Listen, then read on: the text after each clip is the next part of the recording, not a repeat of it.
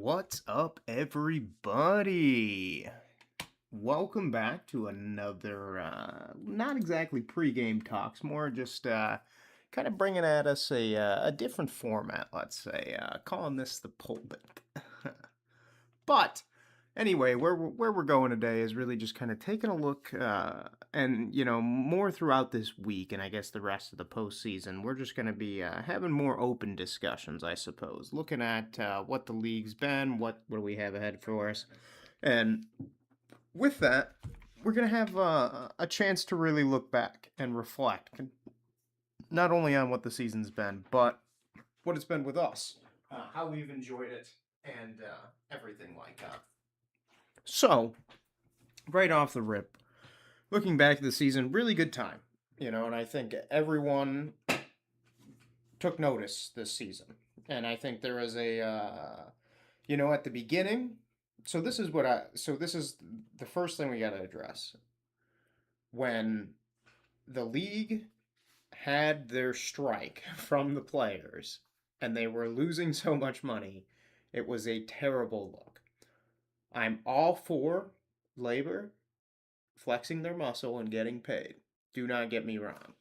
However, they had a bad look coming in the season. And I think the biggest accomplishment of this year is the fact that the broader media world is starting to look at the UFL as serious football. And I think when the media starts to take the UFL serious, I think that's when we're really about to start seeing some very large investment into the league. And I think because Repol did set out his plan for 16 teams, and I think that'll be doable, especially as we kind of start to compile some back-to-back seasons. Now, where I think we'll have some problems, and these are things that we ran into last year or the year before that, is things that cause inconsistency. So last year, the big issue was coaching. It did give us Coach Harris, which was a big success, but at the same time, the Showboat seasons and every single player on their team basically was forfeit,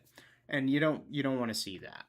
So really, we have an opportunity to continue this progress that we've been on. And so far, it's been upward and to the right. And for that, we're going to take a look and see exactly where we came from and where we might go to. But those of you that are joining us, do not forget, make sure you are subscribed, liking, and got your notifications on as well. That way you can catch the streams when they're going live. Big plan moving forward, especially as we get into the off season. Going to be cutting up a lot of our streams into some shorts. Get back into the shorts for you. That seemed to track a little bit better, as well as expanding onto some different platforms.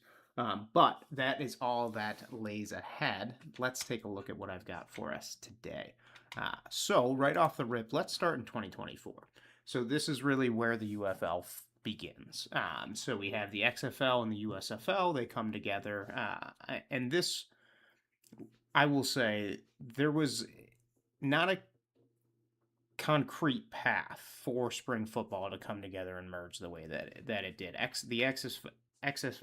XFL and the USFL.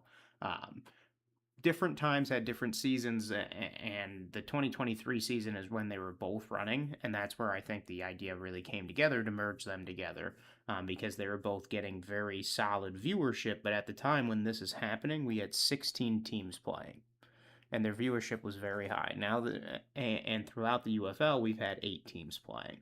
So not exactly the same when it comes to product, but definitely similar. But if we look at kind of where we are, just a straight comparison, the UFL as we know it really came to be in 2024.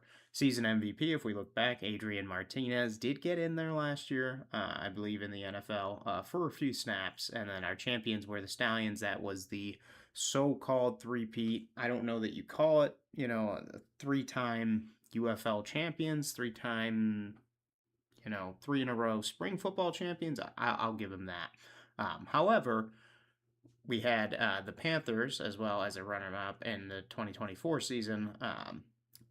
in the USFL, and then the Brahmas did end up going into the championship for the XFL. And one issue I feel that we had in 2024 is we couldn't shake the Birmingham fan base, and I don't blame them. It was a lot better, almost double what we saw in 2026. But if we take a look kind of into where we're at, um, coaching wise, Bob Stoops, Skip Holtz, Reggie, really a lot of returning talent from the spring football seasons before. Curtis Johnson coached the Gamblers in 2023, and then moved around. And then we had Todd Haley, who was the Showboats coach, and then John D. Filippo. Um, and that's where they moved him around, but Haley's back in spring football now. And then you got Mike Nolan, pretty decent coach and really good performance. And then you had for the Brahmas Hines Ward, who was resigned unfortunately. And then Wade Phillips was reassigned to be the head coach for the team.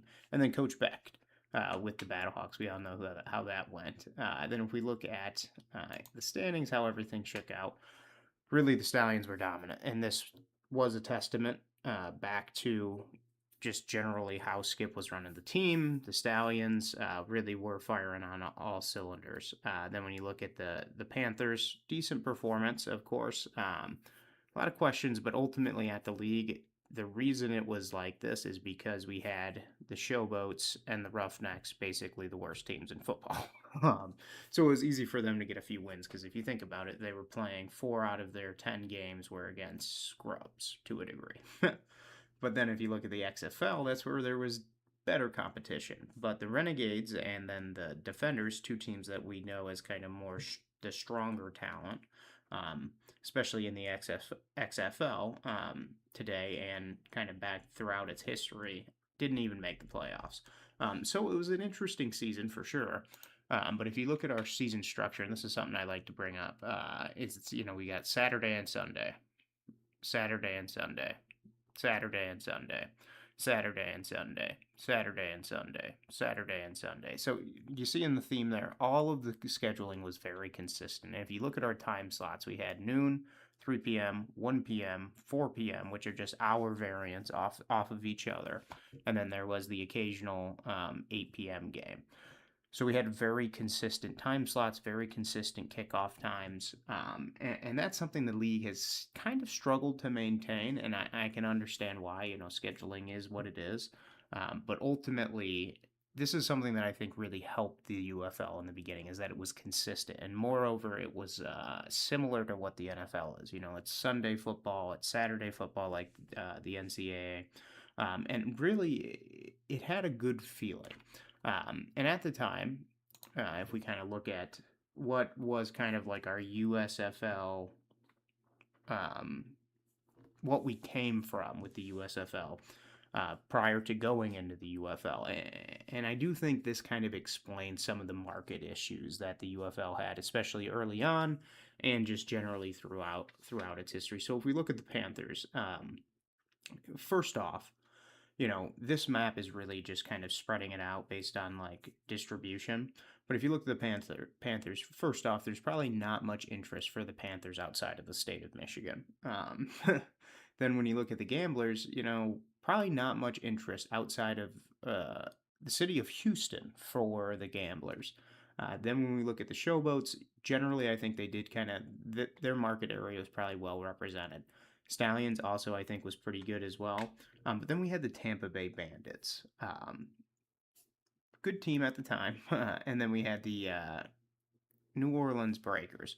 So these teams don't exist anymore, of course. But at the time, they were very much, NFL teams as well. Which, out of all these teams that used to be in the USFL, one thing to remind yourselves is that all these teams played in one central area. They weren't dealing with the host location issue like we saw out of the later UFL.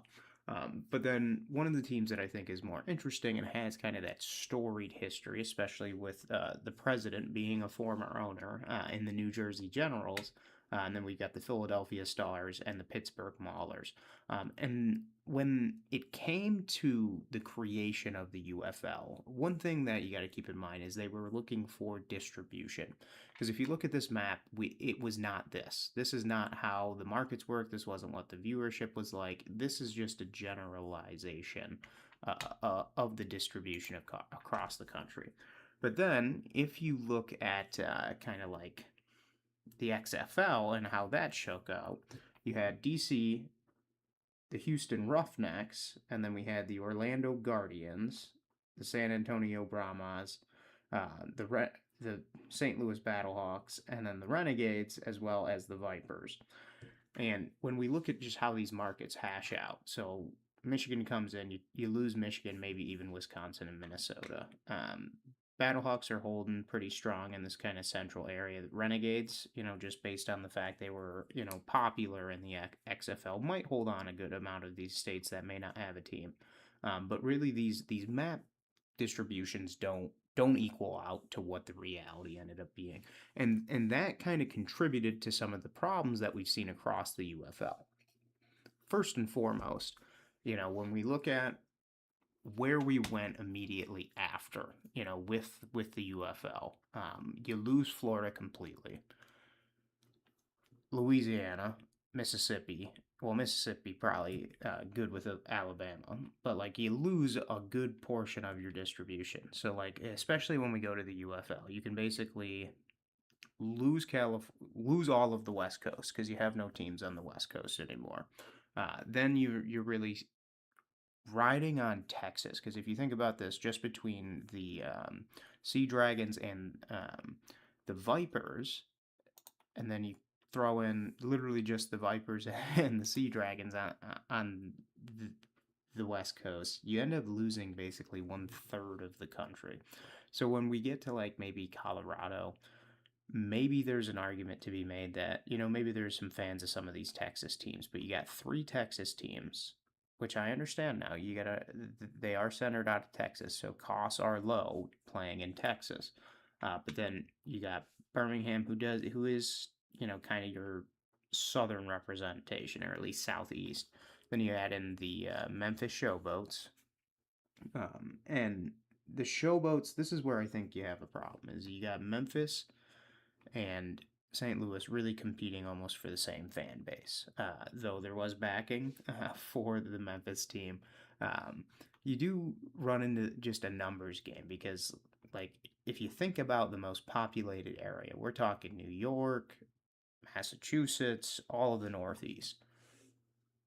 Without the Generals, you're losing that whole market. So with the Generals, you had a chance. But then you lose Pennsylvania. You basically lose the West Coast and the East Coast completely when you go to the UFL, because you have the Showboats, Panthers, Gamblers, well, not the Gamblers, the Renegades, the Showboats, Stallions, Panthers, and the Roughnecks, and that's really the only teams you have. And without the teams on the West Coast or the teams on the East Coast, you're really just stuck with Middle America. And not that Middle America isn't the most populous. One issue you do run into is that, just in the state of Michigan, we're talking about 10 million people. You go to the city of New York City, we're talking 12 million people just there. So with a New Jersey Generals team, let's say you pick up a tenth of that. That's 1 million viewers just out of one city. And then you pull in the whole state of New Jersey by chance, maybe even some of Pennsylvania. You might get building and building and building. So all we have is really DC. And if you think about DC, that fan base is very like mid-Atlantic, not Northeast. Where if you hold on to the New Jersey Generals, you really have a chance there. And one problem I think the UFL will find is that, some of the teams that were chosen, I don't know if the fan base at the time was much stronger than what they ended up being, but, it seemed like we made a misstep right off rip. But I understand costs can be high. And, we'll get into it in the future. What does the future of the league really look like? But let's take a look at kind of where we went. from 2024 to 2025. Big thing is that, season's been pretty consistent in time frame. We're talking like last week of March into first, like, or really the last week of May. End up being about 40 regular season games, 3 postseason games, and that's going to be consistent. One thing I think we will see in the future, especially as we may add teams or add games, whatever it looks like, expect there to be, I would say, a longer postseason. I don't know exactly how you do it. I think more than likely you get 2 more teams added on, like they want to do by 28, and then you have the one seeds get buys, and then you can stretch it out, get 3 weeks out of it, which might work, but it really depends. What does the viewership look like? Because I mean, if you're sitting at what we've had this season, a million, it's not bad. It's really not bad. Um, but looking at 2025, the big, I suppose, storyline coming into the season was going to be kind of the Stallions and the Brahmas, because that championship game, let's just say the Brahmas did not put on a good showing. Um, and ultimately, a lot of questions surrounded the league. Was this going to be just a cakewalk for the Stallions every single season? And that's not how it ended up working out. Top draft, and this is one thing. The way the teams were constructed, and we went over this many times earlier on in some of our earlier shorts. The way we constructed our teams was like we had an initial roster and then we drafted, brought in talent. Where 2026, well, 2024 we reassembled, but 2026 we reassembled as well. So there's been a lot of roster inconsistency, and I understand why you do that when you're bringing in teams, but ultimately there was a lot of changeover. Um, but there was a lot of questions coming into 2025. So right off the rip, the projected revenue issue became an immediate, let's say, concern. So we had about 100 million revenue that was projected out of the XFL. The XFL was by far the stronger product, and they kind of brought on the USFL, and they lost money, plain and simply. And then when you had the lockout this year, that it was really like there was so much working against the season. But we did have 2 players that really like gave the league some credibility, and that credibility I think really had a big impact, especially when we moved from 25 to 26, because there was some level of consistency. And when we look at viewership, which we'll get into in just a minute, the viewership was not bad across the league. However, we had a lowered impact, and unfortunately, there was a lot of questions, and it really surrounded ownership. And I'm not going to come at The Rock. I'm not going to come at any of the ownership, but I will say, like, when we get it right here, the sponsorship agreement with the United States Army. This is one thing I feel like, I'm not going to say, like, one, they're losing money, but, like, you need your sponsors, and, like, the problem with their sponsorship deal was that it was with The Rock and the league, not just by himself or by the league by itself. Because there used to be, like, a very large spotlight of the armed forces, and I think that really had that been something that would have been maintained. I mean, don't get me wrong, it wasn't the most popular thing with the fans, because it did kind of, like, the way they did it was weird. But the idea behind it was relatively good, and I think it gave it, like, a good space. And if nothing else, it helped bring in some money. But where things really started to get interesting, I suppose, is we had a lot of changeover in coaching, and that's where there was a lot of questions, especially as the season kind of went on. What was the future going to hold? So, like, we had Weisenhut, see you later. Then we had Barlow, see you later. So Shannon Harris, really, really good. But not every. This is a problem. Is when this is happening throughout the season, it looks bad in the media, because the story isn't, oh, Reddy's taking a job. The story is, look at this league, they can't even keep their coaches around. And the problem is they were leaving literally as soon as they basically leaving as soon as they took over, um, or like right before kickoff. And then like one of the worst ones was Wade Phillips, and Wade, great coach, um, but the Brahmas were really like from being in the championship to being one of the worst teams. And Peyton Pardee, I'm amazed. Peyton did not get a head coaching job. I think he was one of the more deserving candidates, and I hope if they do bring a coach, bring a team back, they look to him to give him uh, some at least a chance. And then with 2025, this is where I think we really had one of the stronger performances in the UFL as we brought on Friday Night Football, and I think this has arguably been the strongest product of the UFL since spring football's been around because it's consistent. But across that, even if you look at the whole season here, we had better consistency than what you saw this year in 2026. So we're talking 8 p.m. On a Friday. Then we got a Saturday game and then Sunday. 8 p.m. on a Friday and then also a Saturday game and then a Sunday games. Friday, Saturday, Sunday. Friday, Saturday, Sunday.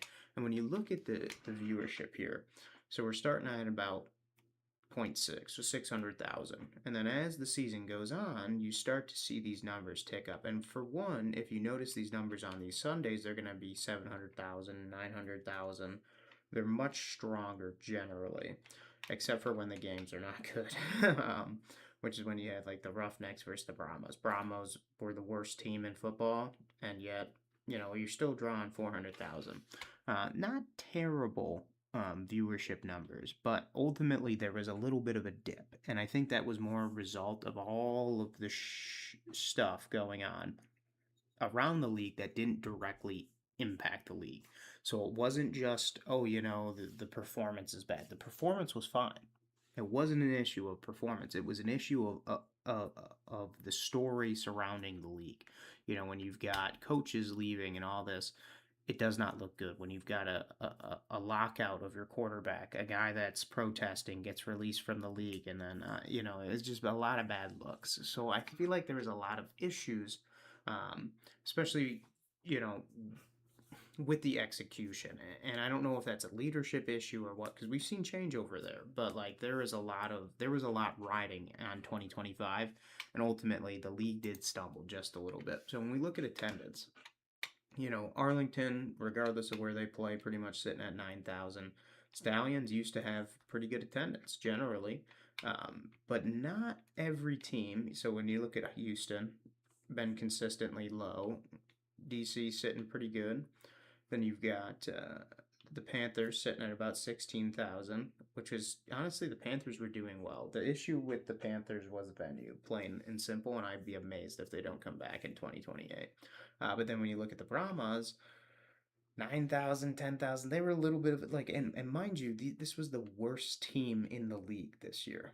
And they really ended up with, you know, I will say about the Brahmas, very strong fan base. And a fan base like that really, that can win you games, but ultimately it keeps your franchise around. It didn't work for them, but then when you look at kind of our players of the week, we really had some good performance, but the name of the game in 2025 really was the Panthers. And then when we look at 2026, the name of the game this season really was the new ownership. What would the new UFL look like? And first and foremost, they kind of opened up the league, and I think that was a really, really um, good step in the right direction. And I feel, there was a lot of good performance across the league when it comes to talent, the broadcast crew. All in all, there was a lot to be proud of with this season. But when we look at like attendance, that's where the league did all right. When we look at, we'll just look quick at all of our numbers. Let's just see. 2024 for the Stallions, we're sitting 12,000, and we got a low of about 7,000. 25, we're sitting at about 4,000 as our low, but let's call it 9,000 as a more consistent floor, and then we're sitting in the Stallions, and for some reason now we're talking 4,000. So even though the Stallions have been one of the more consistent franchises, we're getting worse attendance numbers year over year. What's happening? Is it because people are watching? What's going on? What's causing this? Is it because there's stadium changeover, coaching changeover? Is it because the team was bad this year? Like, what was the reason that contributed to it? Because if the Stallions were pulling 18,000 every single week, there would be no questions if they were going to be relocated. But with the new ownership, we also got our new teams, and the new teams, I think, said more about this league than most people were expecting. Bringing in the Aviators, bringing in the Kings, bringing in the Storm, and having them be relative leaders when it comes to attendance, that's where I think most people were surprised. Like with the Storm, you look at their games, it looked empty. But ultimately, when you looked at some of the other games, it looked less empty.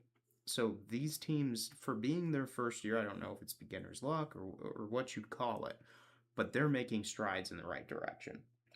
Especially when we start to look at some of our stronger franchises historically, so like the Battlehawks. And this is something, okay, so let's look here at the Battlehawks, and then we'll also look at DC. So DC, we're sitting at a floor at about 7,000. Battlehawks sitting at a floor about 20. Let's call it 20.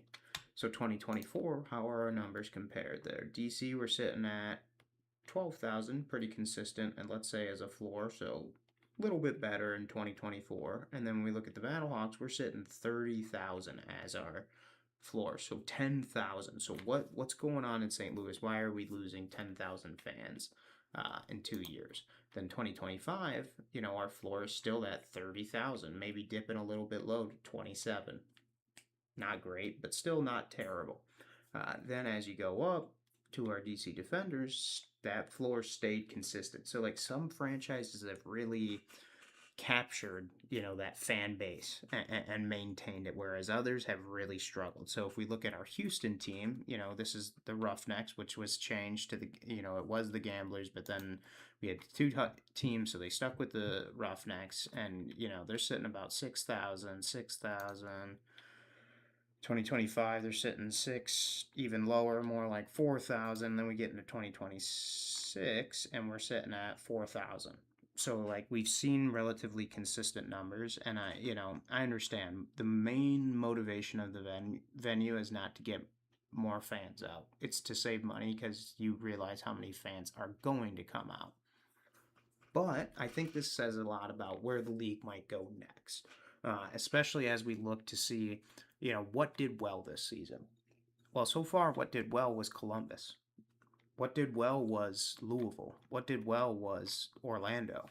It's not just performance of the teams, but also performance of the fan base. And I think when you look to the future, what teams are going to do that? When we look to the past, let's just take a look at who we lost. Memphis. They were sitting about, let's call it 6,000 as their base. Michigan sitting at about 7,000, let's call as their base. San Antonio sitting at about 11,000 in 24.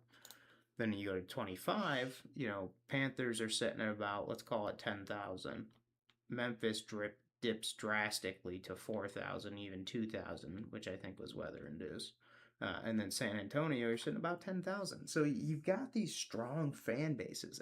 And when we made the move, to get rid of some teams, relocate them, whatever you want to call them, rebrand them, we lost a little bit. If we look at just Houston, if we would have kept the Brahmas, we're sitting at 10,000.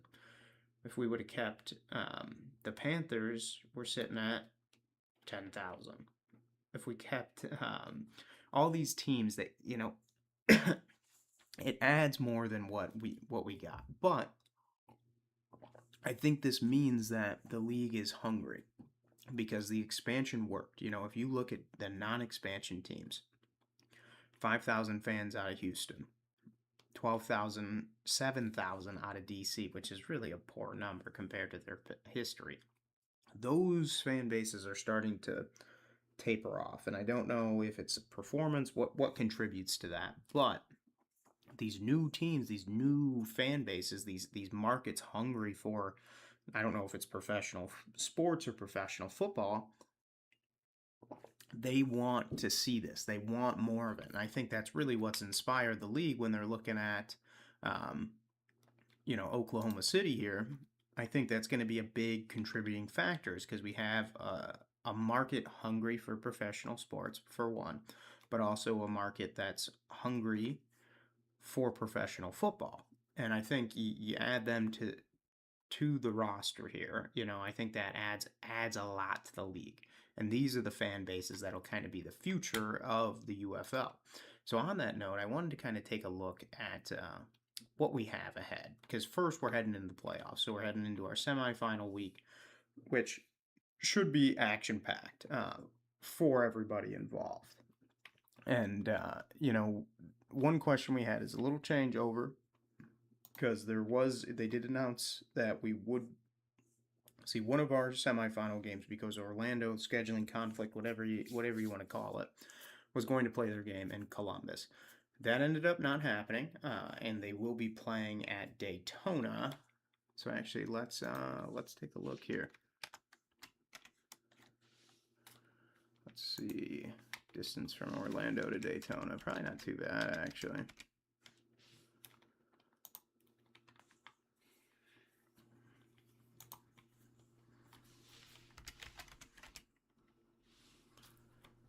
Daytona.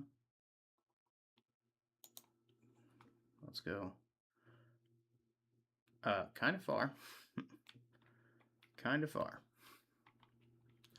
So, little bit of a, definitely losing some of their home field advantage, but at the same time, not because they are staying in the state, which is a little bit better than what you might have in Ohio, especially for Orlando. So, with that, and kind of looking at where the league stood, we had some, for the most part, our new teams did well. And I don't know if that's a matter of coaching, talent, whatever you want to call it, but Orlando, Louisville, pretty much Orlando and Louisville, ones that did well. But the Aviators, while their record may have been terrible, they really, really were a good team. I think they suffered from a coaching issue. And then you look at the Renegades, the Stallions, all decent teams. But, let's say we add two teams to this mix. How does this dynamic change? I think you start to see a much larger gap between the bottom of the standings and kind of our middle ground. And that's what we might see in the near future. But then looking at the playoffs, I think we're going to see a lot that comes out this Sunday. We'll be looking, especially to see like performance wise, what team is going to show up because the Storm been showing up all season. Defenders can show up, haven't been able to, especially with the injury to Tamu. But looking at our I'm not going to call it a nightcap game, but kind of our final game of the semifinals, that evening game on Sunday, the Kings and the Battlehawks. I think we're going to see some fireworks there. So don't be surprised if this ends up being an action-packed weekend for us. But let's kind of look and see what we might have in the future, especially when it comes to team wise. So I just wanted to go over a few predictions, I guess, that some folks have had. So starting off here, we've got the Oklahoma City Outlaws, and I do think that's the most likely name that we have for the Oklahoma City expansion. We'll see if they end up going with something else, but I feel that is more than likely what we'll see. And then we got the New Orleans Breakers, and I don't know that I believe they will ever make a return.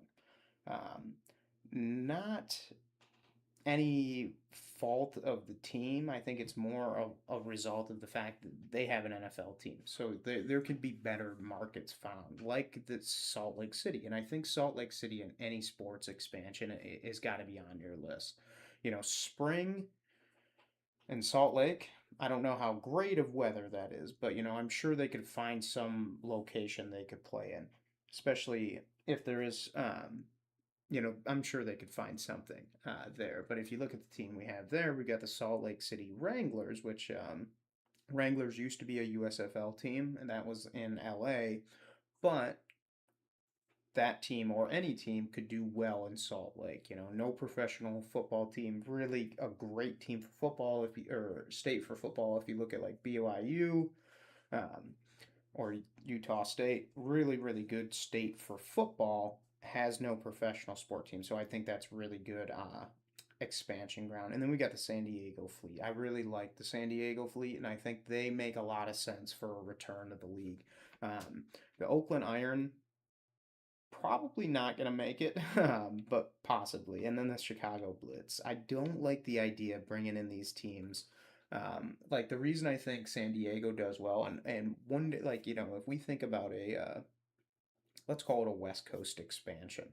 We could have San Diego, Vegas Vipers, and then the Seattle Sea Dragons, and that's half your conference there. And then if we add maybe the Phoenix, I don't even know I guess the Arizona Hotshots, Phoenix Firebirds, whatever you want to call them, but the Arizona Hotshots, a team like that, the San Diego Fleet, Seattle Sea Dragons, and the Vegas Vipers, that gives you a whole Western Conference. You get a conference like that, that can start pushing real, um, real good growth on the league across all of the fan base. Especially you get a little bit of a west east dynamic going on that really could lead to some strong competition. And then the team I think is most interesting on this map is this Minnesota Arctic that we have. I don't know if we want to put them in Minnesota or maybe we put them in the Dakotas or Montana, but some team in this area. I don't want to say Minnesota, I think would do really well. I think especially if you look into the Dakotas with how North Dakota State's done, I think you could really find some good potential somewhere here in this north central portion of the country. But looking at kind of another example we have from the Defending Football Show, this is a little bit of a 16 team prediction.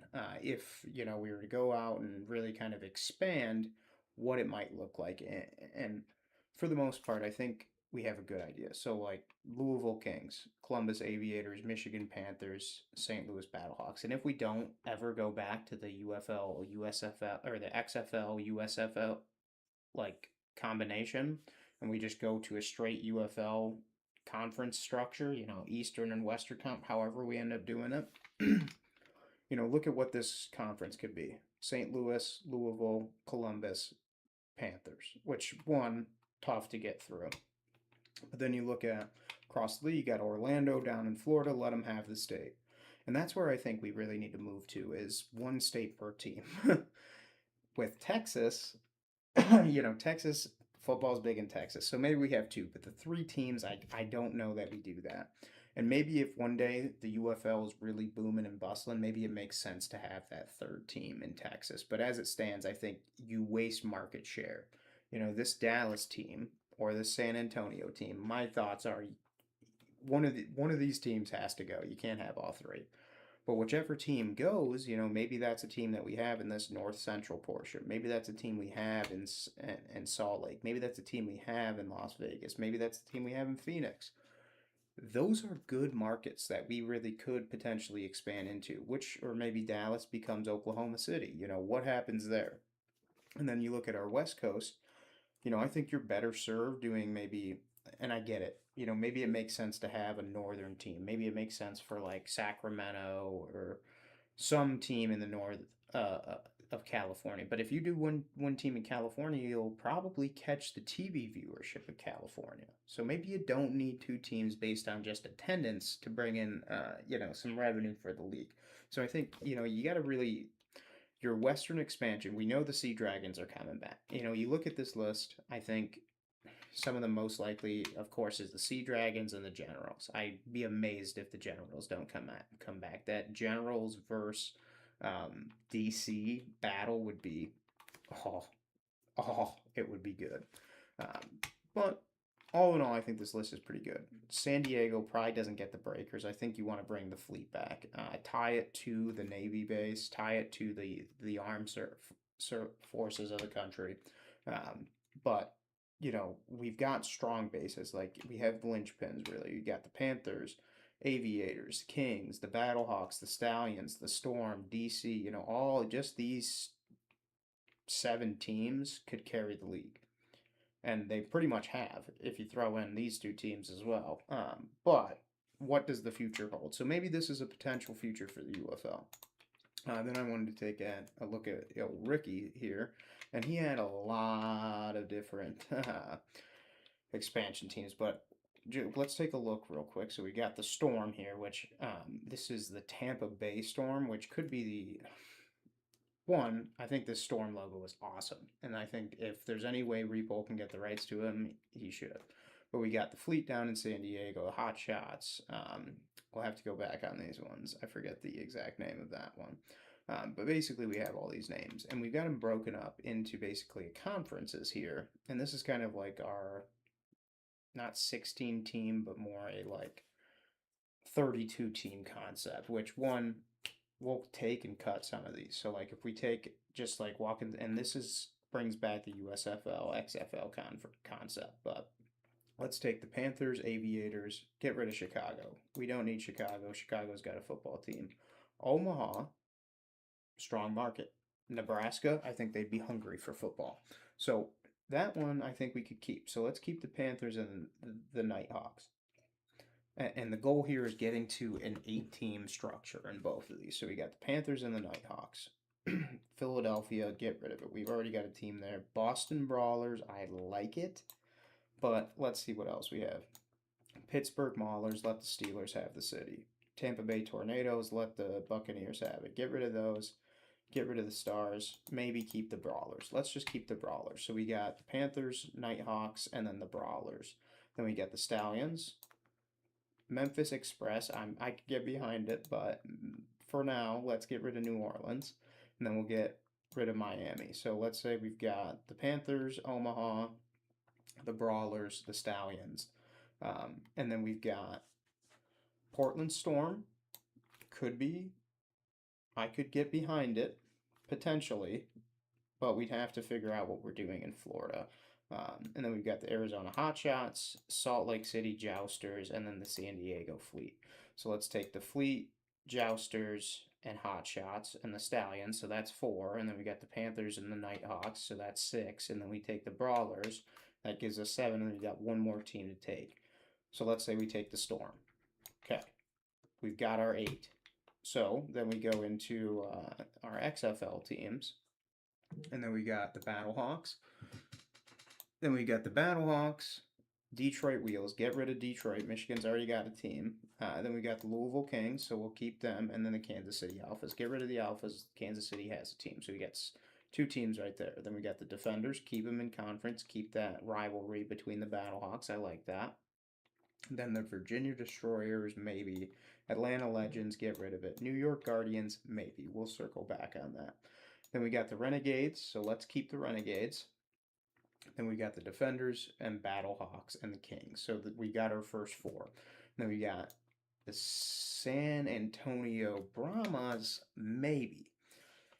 But I like Orlando. We got to keep Florida in the fray. So let's bring the Orlando Apollos back, tie it to the space exploration history. Then let's look at our South or our West division, and then we've got the Sea Dragons, Outlaws, the LA Extreme, Montana Wildcats. So what I like here, let's take the Battlehawks and the Kings, so that's 2. Let's take the Defenders, that's 3. And then we'll take, so why do you have a Defenders and Virginia team? I don't understand, because they're basically the exact same place. Then if we take the Renegades and Orlando with the Sea Dragons, and let's make the Outlaws let's make the Vegas the Vipers. And then the Wildcats. So we got 3 there. Let's take the Renegades, that's 4. Orlando, that's 5. Defenders, that's 6. And then the Kings is 7. And then the Battlehawks as 8. And I think that would be a great 16 team matchup. So if you look here, we'd have a Western matchup basically every week between the Hotshots, Salt Lake City, Seattle, Portland, and then San Diego. Then you look at it kind of our South Central, we'd have, and this is like looking at just generally our matchup, so not exactly how our conferences might be structured, but you'd have Birmingham versus Orlando, or one of our Texas teams. Then we'd have Louisville in here in this Midwest matchup, and then our East Coast matchup. We might have the Defenders kind of versus our Florida team. There's potential here. There is a lot of potential here. And then if we look at kind of our images here, so the enforcers, we can get rid of those. Keep our Panthers and Aviators. The Storm logo for the Portland, I think, is so awesome. And then the Fleet, keep the Fleet around. And then you got Salt Lake City Crusaders. And then our Hot Shots, another awesome team that we could have. Get rid of all these. Keep the Stallions. Then we got the Brawlers, which could be worthy of keeping. We got the Battlehawks, the Kings. Only ones we're really keeping. Sea Dragons. See that I get the Outlaws. Keep the Outlaws for Oklahoma City. And let's have Las Vegas be the Vipers. So there's a lot of potential here. And all in all, I think the league has a lot to look forward to. And what I'd say the most likely future of the league is probably going to look something like this. At 16 teams, we'll have Seattle, San Diego Fleet, Dallas Renegades, and then probably the San Antonio Brahmas, I'm guessing. So that's our 4 right there. And then we'll have St. Louis, Birmingham, we'll have a team in Florida, probably the Storm, then the Aviators, Kings, and then the Panthers. So that gives us 9. And then we'll have DC and let's say the Generals, so that gives us 11. So we got 4 spots left, or 5 spots left, which I think we'll see Oklahoma City. So we got 4 spots left. We'll probably see Las Vegas make a return or Salt Lake City. So 3 spots left. Don't be surprised if you see something in the center here arise and fill the void. So we might get down to 1 team left, and that final team, I wouldn't be surprised if we either strengthen our Western Conference or we strengthen this Midwest coverage. So that's either a return maybe to Memphis or maybe a return to one of these other states like Mississippi, like Nebraska. What does that look like? Probably Nebraska. So there's a lot of potential here, especially as we look ahead. But that's what we got for this week, or I guess for today. Tomorrow we might be looking at some film, still figuring out exactly what we'll have. But we'll have some content every day this week, so make sure you're tuning in to join us. Like, subscribe, make sure your notifications on so you can pop in every time we're live. And thank you again for taking your time and making us a part of your day. So always appreciated. Have a great rest of your night, and thanks again. Bye now.